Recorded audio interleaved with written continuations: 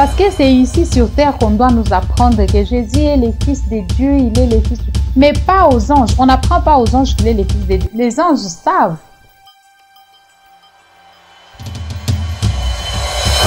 Pense seulement qu'il a laissé les trônes.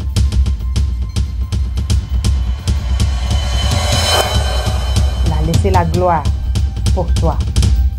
Est-ce qu'on peut te prendre à pied levé, frère? Va faire ceci pour l'église, va faire cela pour le Seigneur, va faire cela pour... Est-ce que tu peux le faire? Oh mais non, vous m'avez pas averti. Oh mais non, je ne suis pas préparé. Oh mais non, pourquoi tout le temps c'est moi?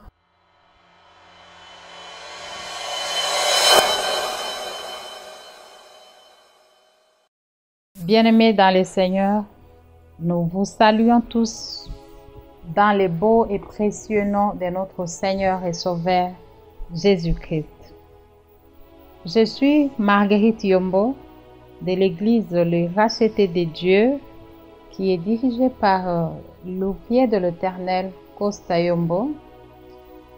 Nous sommes dans la joie de partager la parole de Dieu avec vous. Alors nous allons prier le Seigneur. Tendre Père, nous te rendons grâce pour ces privilèges que tu nous accordes de manger à ta table. Nous te prions d'envoyer ton Esprit Saint qui puisse nous assister encore pendant ces moments et que tout ce que nous allons dire, Père, puisse te rendre gloire à toi et à toi seul. Au nom de notre Seigneur et Sauveur Jésus-Christ, nous avons ainsi prié. Amen.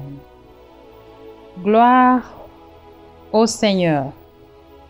Nous voulons faire la méditation dans le livre de Matthieu. Nous sommes dans le livre de Matthieu, chapitre 2, versets 13 à 15. Nous lisons la parole du Seigneur. Lorsqu'ils firent partir, voici un ange du Seigneur apparut en songe à Joseph et dit: Lève-toi, prends le petit enfant et sa mère, fuis en Égypte et reste-y jusqu'à ce que je te parle, car Hérode cherche le petit enfant pour le faire périr. Joseph se leva, prit de nuit le petit enfant et sa mère et se retira en Égypte.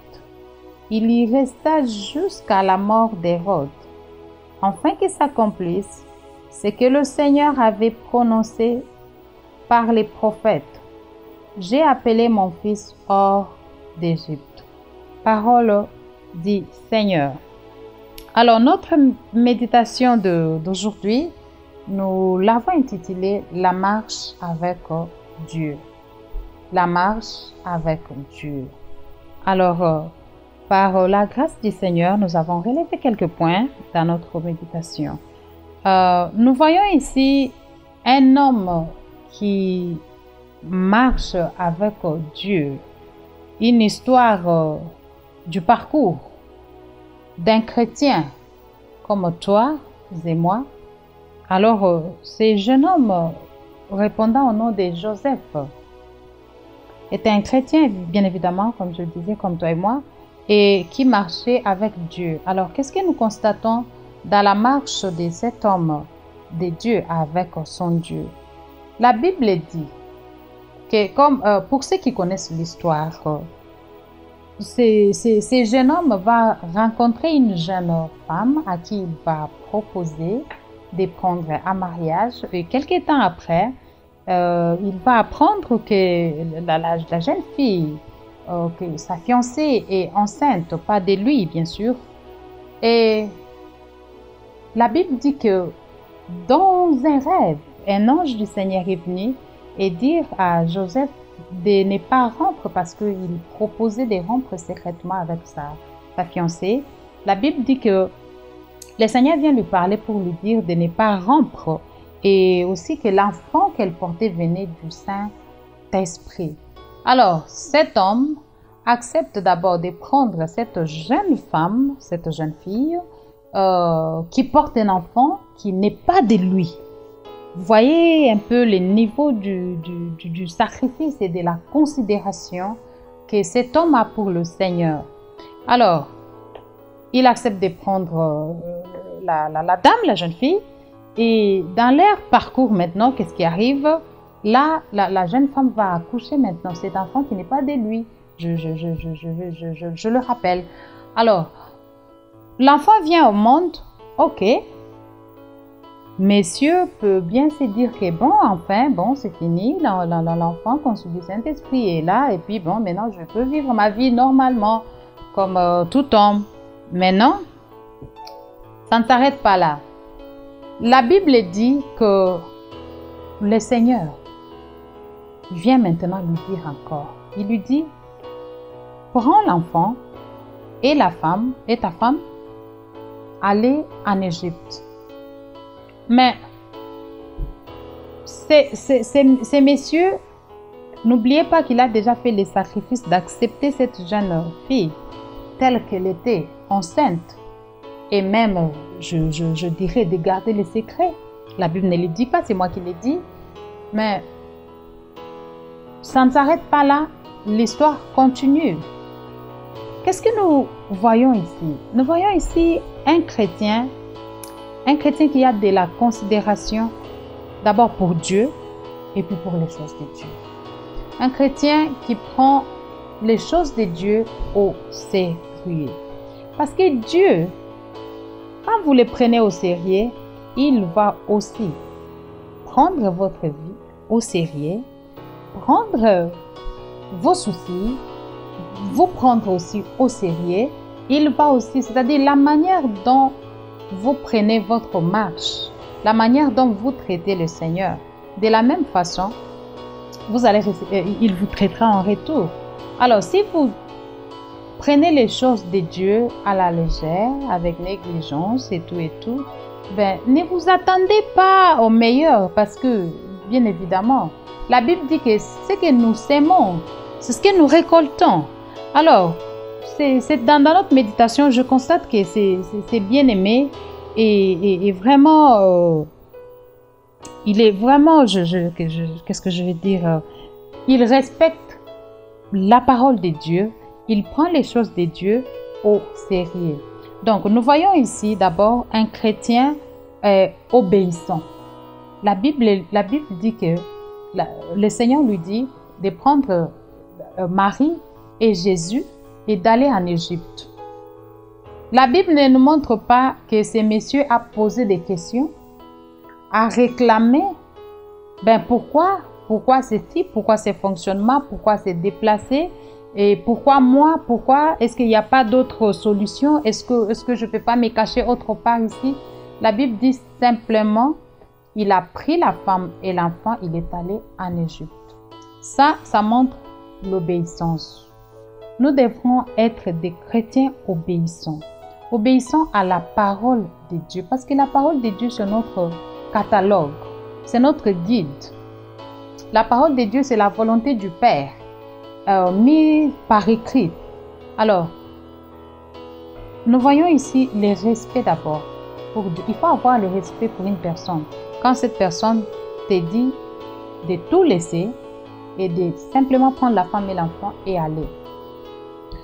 Nous devons comprendre que Joseph était un menuisier. Alors, pour ceux qui connaissent, un menuisier, généralement, il monte des ateliers, c'est-à-dire qu'il a un coin là où il travaille, et dans ce coin-là, presque tout le monde les connaît, et les gens du quartier les connaissent. Et aussi, il s'était probablement aussi déjà créé des clients, voyez-vous un peu. Mais la Bible lui dit, en fait, la Bible dit que Dieu lui dit de quitter de prendre la femme et l'enfant et de partir. C'est-à-dire qu'en d'autres termes, on lui demande de laisser son atelier. Oui, bien évidemment, oui. Dieu te demande de laisser cet entourage-là, de laisser cette réputation-là, de laisser tout ce que tu t'es construit. Parce que Pour un menuisier, son atelier, c'est son business, c'est son job. Donc, c'est tout ce qui s'est construit. Mais tu ne peux pas transporter tout ça quand même. Il doit aller recommencer à nouveau. Il doit aller dans un pays dont on ne le connaît pas. Il doit chercher un coin dont ces gens de ce coin-là ne les connaît pas. Et il doit aller recommencer à zéro, comme je disais tantôt. Ben, il faut de l'amour pour simplement quitter ce qu'on a déjà construit et partir comme ça. Il faut de l'amour et beaucoup de considération. Alors, nous voyons que cet homme de Dieu, non seulement il était obéissant, mais il aimait Dieu. Il aimait Dieu. Nous devons, c'est le genre de chrétiens que nous devons être. Joseph est vraiment un frère très exemplaire pour nous en tant que chrétiens. Est un bon exemple. La vie de Joseph est un bon exemple pour nous, les chrétiens. Nous devons être obéissants. Obéissants aux recommandations du Seigneur, obéissant à nos conducteurs dans l'Église. Oui, je disais bien nos conducteurs parce que c'est au travers d'eux que le Seigneur nous parle, que Dieu ne descendra jamais comme ça pour te dire que mon fils, ma fille, je te dis de faire ceci et de cela. Non, Dieu nous parlera toujours au travers d'une personne. Dieu disposera toujours une personne à qui il va utiliser pour te toucher, pour te bénir, pour te faire du bien. Dieu va utiliser une personne. Alors, nous devons être aussi obéissants à Dieu, obéissants à nos conducteurs, pour ne pas leur rendre la vie difficile et pour qu'ils nous conduisent dans le meilleur chemin. Alors, nous constatons ici que ces frères faisaient aussi des sacrifices. Sacrifices parce que quand il faut quitter tout ce que vous avez déjà construit, vous avez un travail, vous êtes déjà connu dans ces coins-là et vous connaissez aussi bien les coins, n'est-ce pas? Vous maîtrisez déjà les choses dans ces domaines-là et quelqu'un qui vient tout bonnement comme ça, simplement, vous dit de tout quitter, de tout laisser. Et surtout, pour quelle raison? Pas pour tes intérêts à toi, non, mais pour ses intérêts à lui. Parce que Joseph devrait laisser tout, devrait partir à cause du bébé qu'ils avaient, Jésus-Christ, qui n'était pas son fils biologique, qui était le fils de Dieu, qui est le fils de Dieu, si je ne vais pas, c'est l'histoire pour parler dans le passé. Alors, suivant l'histoire, Jésus n'était pas le fils de Joseph, il n'est pas non plus. Alors, Jésus étant le fils de Dieu, Joseph devrait abandonner tout, laisser tout derrière lui pour la protection de Jésus-Christ. C'est-à-dire que mettre les intérêts de Dieu devant. Privilégier d'abord Dieu. Est-ce que dans ta vie, tu peux dire que Dieu d'abord? Mettre d'abord le Seigneur de l'avant. Mettre tout ce qui est de toi de côté et mettre d'abord Dieu avant. Dieu d'abord. Quand tu fais de Dieu ta priorité, Dieu aussi fera de toi sa priorité. Quand tu fais des choses de Dieu ta priorité, Dieu aussi fera de ta vie sa priorité. Maintenant, imagine être la priorité de Dieu. Imagine que sa vie soit la priorité du Seigneur. Quel bonheur!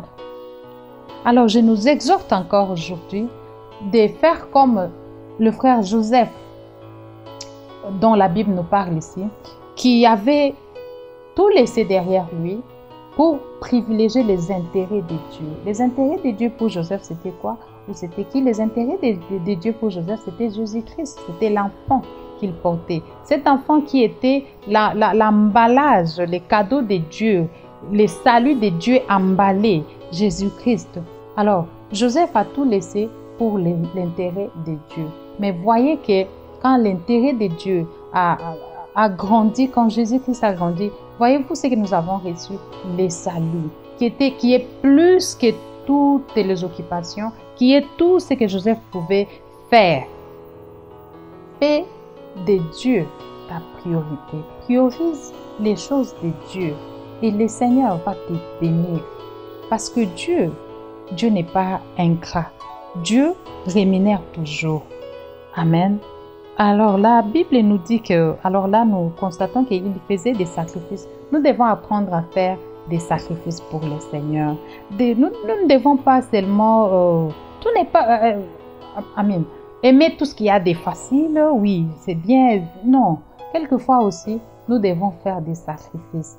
On te demande de venir dans l'équipe de la semaine. Tu dis, non, je ne peux pas venir parce que tu sais, mon travail, où je travaille et où se trouve l'église, c'est des kilomètres.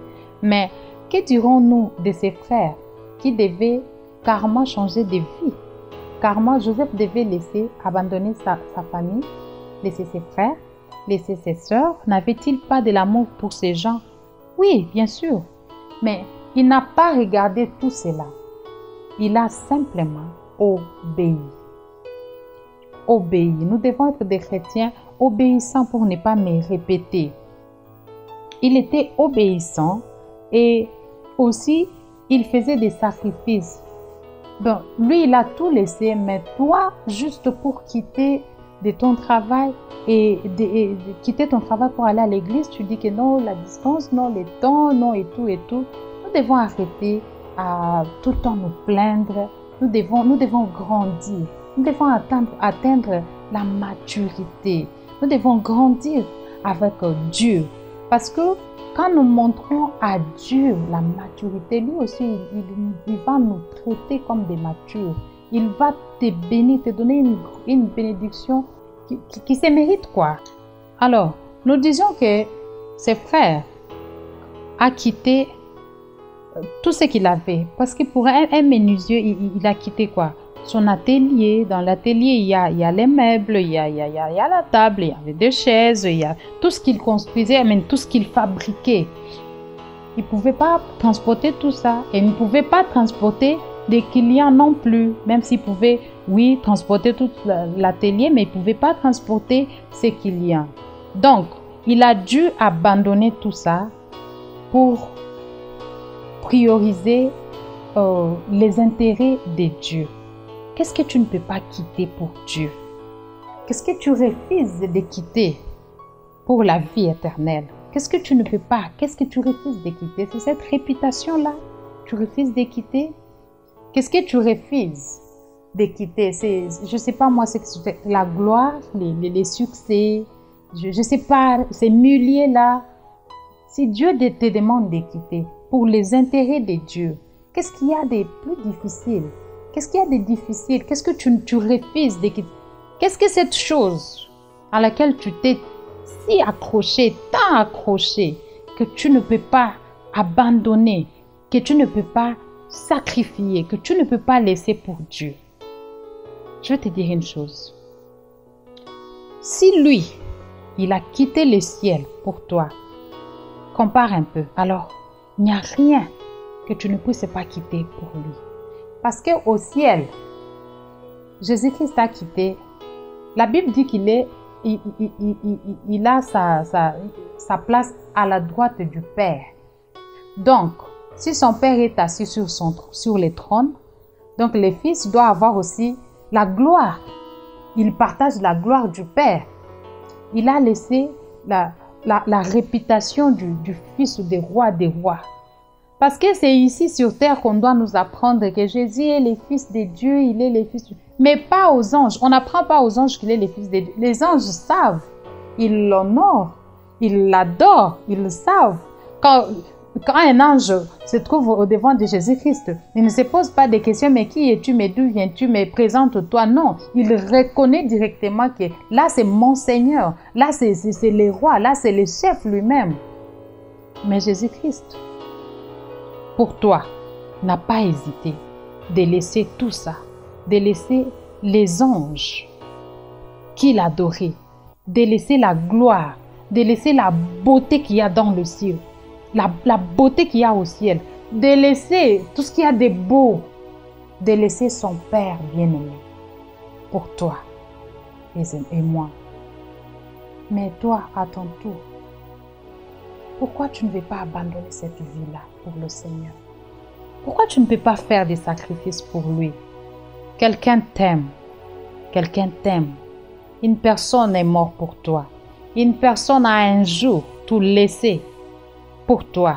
Une personne a un jour laissé le trône, laissé la gloire, laissé des milliers de serviteurs qui l'adoraient, qui les servaient pour toi. Un jour, une personne a pris la décision de laisser les couronnes qu'on jette à ses pieds pour toi, de laisser tout ça derrière lui et de prendre un corps, de venir ici sur cette terre et se faire comme un rien pour toi. Une personne qui a accepté même la mort de la croix pour toi. Qu'est-ce que tu ne peux pas abandonner pour lui? Lui, il s'est sacrifié pour toi. Tu ne peux pas faire ces petits sacrifices pour lui. Lui qui est allé jusqu'à donner sa vie. Je t'en conjure de faire ces sacrifices-là. Oui, ces sacrifices-là dont la Bible te demande. De faire cette chose-là dont il y a un combat dans ton cœur, dont tu te bats dans ton cœur. Est-ce que je dois donner? Est-ce que je dois le faire? Est-ce que je dois abandonner cette vie à cause du Seigneur? Est-ce que je dois changer mon milieu? Non, non, mais je suis connue, non, mais je suis célèbre. La vie de Jésus-Christ sur la croix, le sang qui a coulé, vaut. Est-ce que ça vaut tout ça? Vaut la peine que tu puisses abandonner. Pense seulement qu'il a laissé le trône, qu'il a laissé la gloire pour toi. Est-ce que tu peux abandonner tout ça pour lui? Nous constatons dans la vie du frère Joseph, comme je le disais tantôt, que c'était un chrétien obéissant. Nous devons apprendre à être obéissant à la parole de Dieu, obéissant au Seigneur. Le Seigneur te parle même dans les rêves, mais tu continues à persister. Tu dois obéir. Tu ne peux pas faire la guerre avec Dieu, on ne combat pas Dieu. Ma bien-aimée, mon bien-aimé, fais ce que le Seigneur te demande. Tout simplement, humblement. Il était obéissant, nous devons être obéissants. Il faisait des sacrifices. Je nous exhorte à faire des sacrifices pour le Seigneur. Et plus loin, il faut aimer, je disais, pour faire des sacrifices comme Joseph. Pour simplement obéir, prendre une femme qui est enceinte, pas de soi, et pour laisser derrière soi toute sa vie, tourner le dos à tout ce qu'on avait construit, parce que simplement on a eu un rêve que toi tu négliges, simplement par un rêve.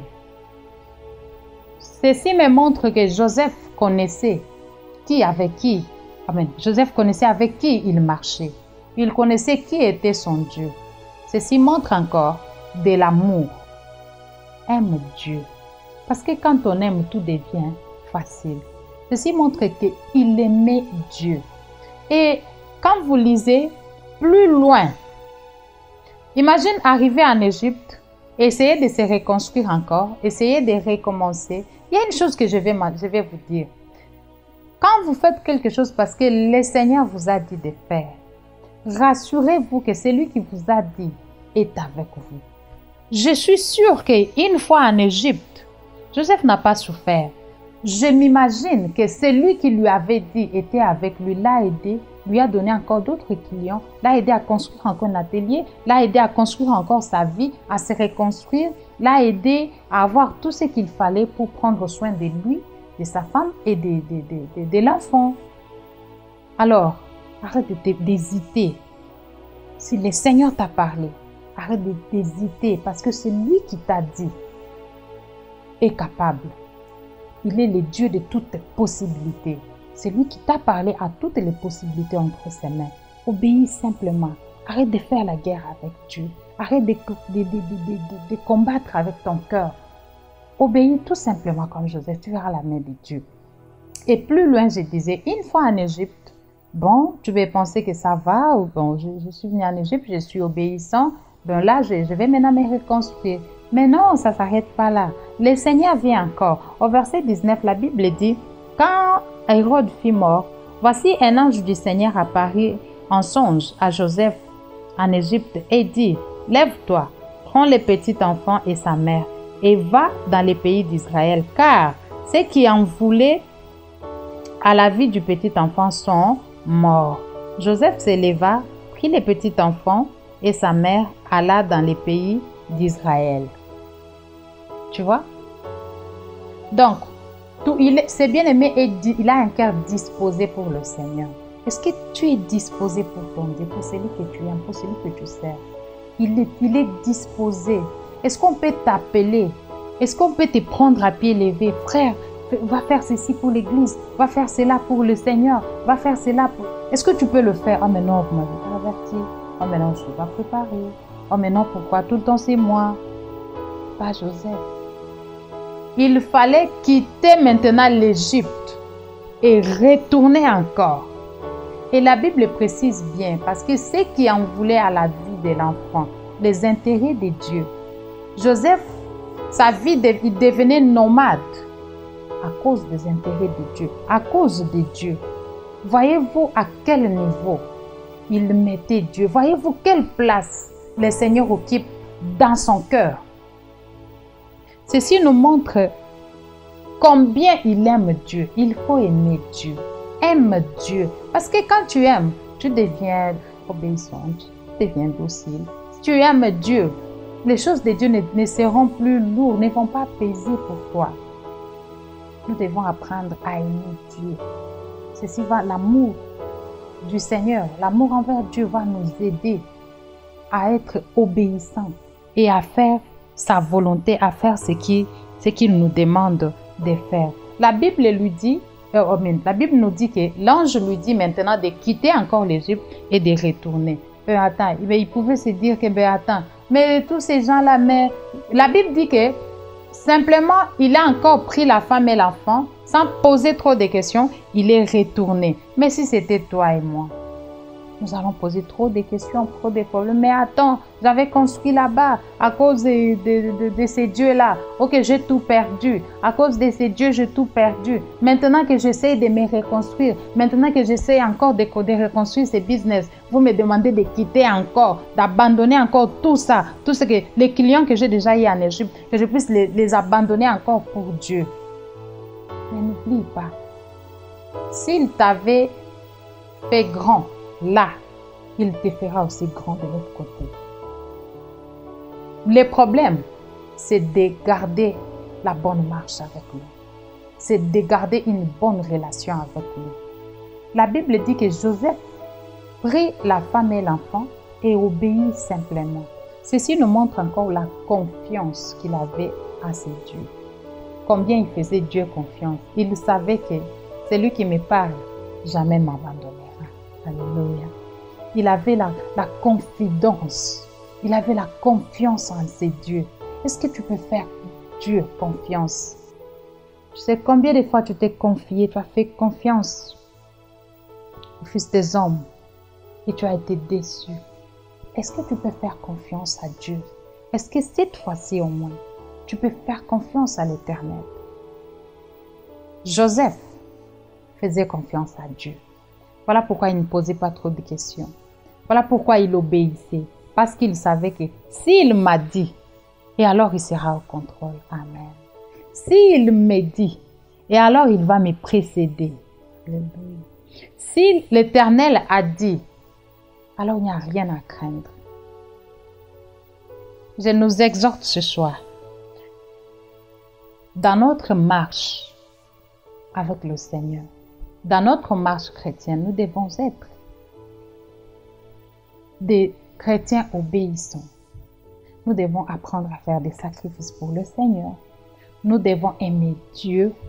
Nous devons faire confiance en Dieu.